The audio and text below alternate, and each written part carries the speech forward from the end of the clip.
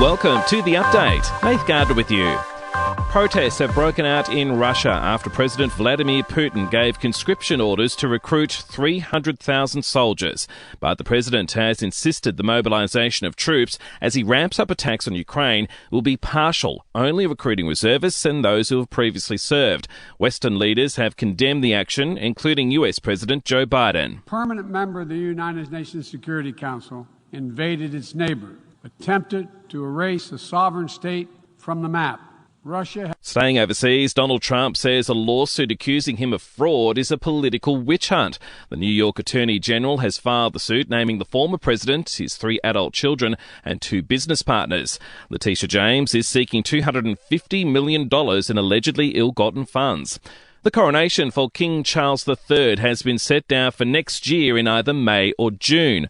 It's believed the King is planning a low-carbon event and could tell Commonwealth leaders they don't need to attend to cut the number of aircraft heading to London. Back home, today is a national day of mourning for the late Queen. That sees us getting a day off. However, some retail will remain open till at least midday. 600 dignitaries will attend a memorial at Canberra's Parliament House, and a minute's silence will be held at 11 a.m. AFL legend Eddie Baird says clubs must hold their own external reviews into the treatment of Indigenous players if they're serious about stamping out racism. He's also praised the Hawthorn players involved in the club's review for their bravery.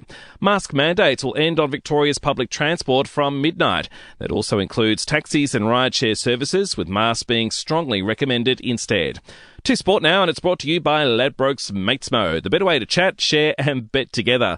T's and C's apply, and remember, gamble responsibly. Call 1-800-858-858.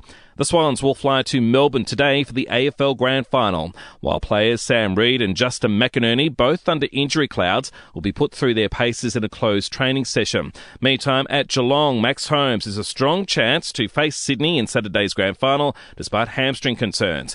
Assistant coach James Kelly says the wingman has worked hard on the track this week. A lot of it will come down to how he feels, and if he feels like he can play a full game and produce on the game day, we'll sort of be guided by that, as well as the medical team that we've got, which we've got a lot of confidence in. And in NRL, Parramatta is jetting off to Townsville ahead of Thursday night's prelim final sellout against the Cowboys.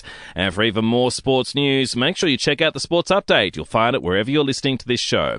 To entertainment news now, John Farnham's family has given a health update on the iconic Aussie singer. His recovery is reportedly going well, and his medical team very pleased with his progress after removing a cancerous growth from his mouth. And Australians are remembering veteran Play School presenter John Hamblin, who has passed away aged 87. And we'll see you tomorrow morning for another episode of The Update.